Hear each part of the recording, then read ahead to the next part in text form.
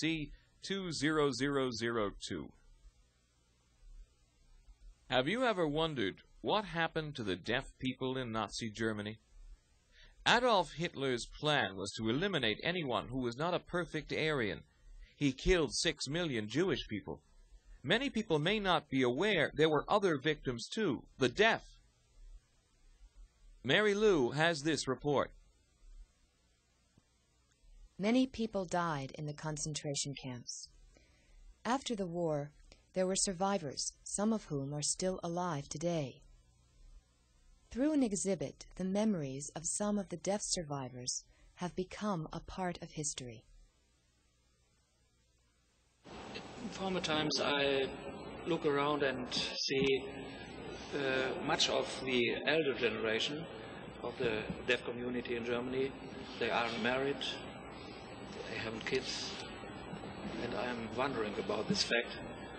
And in this sport gathering I met a very old good friend, and I asked him so about the table, and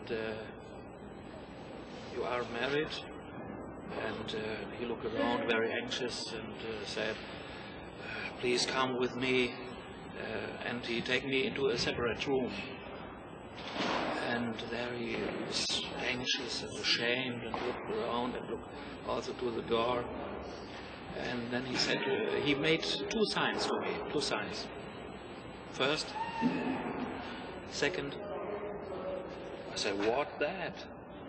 And that's sterilize by force. Dr. Horst Biesold's discovery of this hidden horror of eugenics, attempting to breed a better race, prompted him to begin his research into the lives of these people.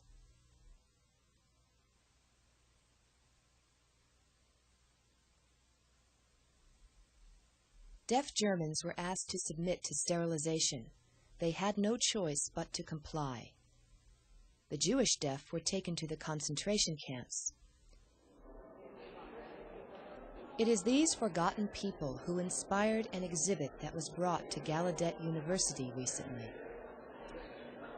It was accompanied by a series of workshops that deal with the past, present, and future impact of the Holocaust.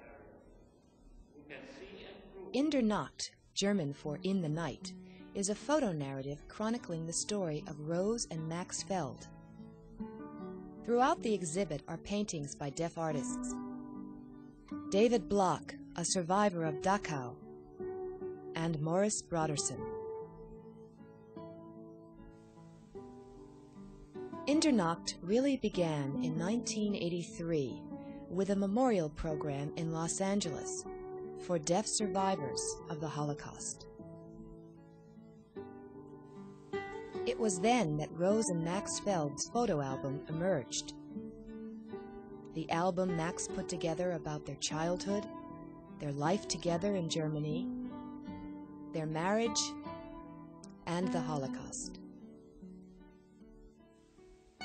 Max died in Birkenau. In 1985, Marla Pital and Michelle Barron combined the Feld story with Dr. Biesold's research to create In Der Nacht. The title came from this photograph of deaf Jews in happier times. It's such a beautiful photograph because the young people are gathered around the campfire, enjoying the fire, not thinking of that as something frightening, not thinking about the night as something to be concerned or worried about. And that was the image that's created when we think of what happened to those people in the picture, that their lives went up in flames. People came to see the exhibit and to hear the stories from the survivors themselves.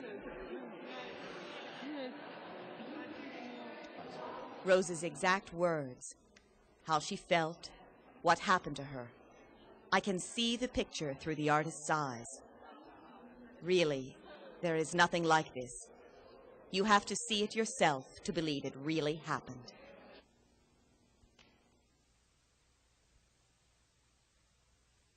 I felt I should keep the album with me as a remembrance.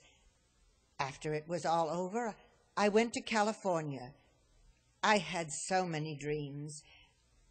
I kept hoping my husband would be alive again, but really, he never came back.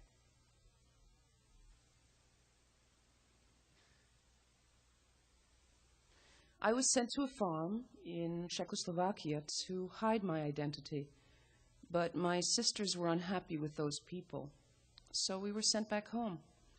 We found my parents had already gone to a prison camp. Where? I had no idea. So we were sent to a camp too, to Bergen-Belsen.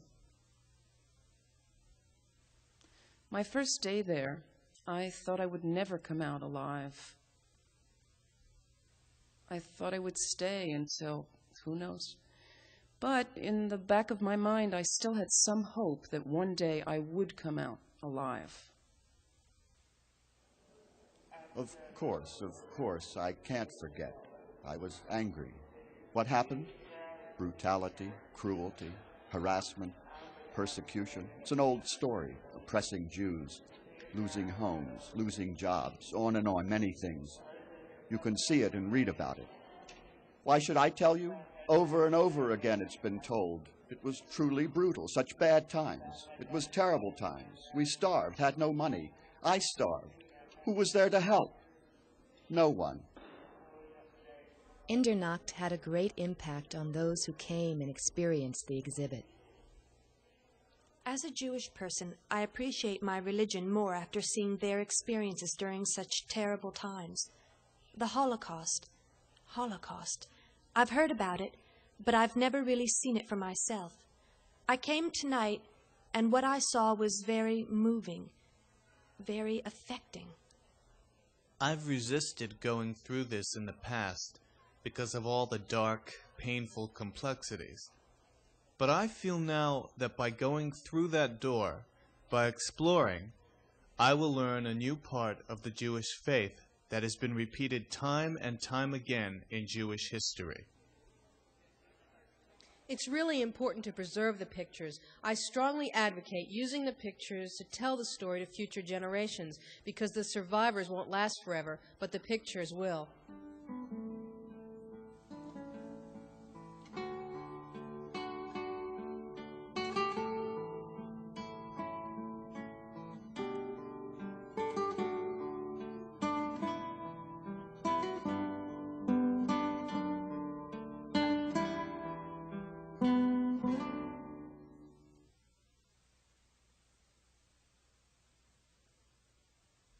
Many of these death survivors have remained silent, only sharing their experiences with family and a few chosen friends. Finally, this exhibit has allowed their story to be told. The Holocaust happened over 40 years ago. In 20 or 30 years, there may be no eyewitnesses left to tell the stories. We need to preserve their memories.